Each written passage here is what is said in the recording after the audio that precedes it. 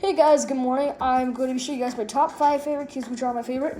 So let's start off with the Chi 2x2. This one's in really good condition. This is really smooth. This is my main. So yeah, this is my main. So, it's really good. I'm a huge fan of this cube because it turns really well. So yeah. Okay, and then second, this is my Rubik's version 3. This is my backup main, but it turns really smooth.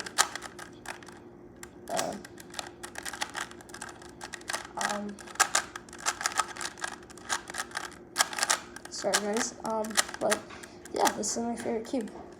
Okay, then the third one is the cheese cube, which I ironically got for my birthday. Same with this one right here.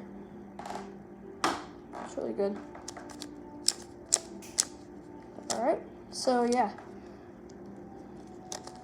Actually, yeah. Okay.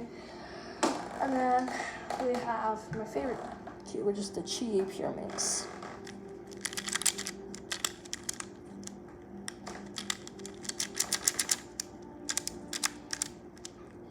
Really good on the side right here too.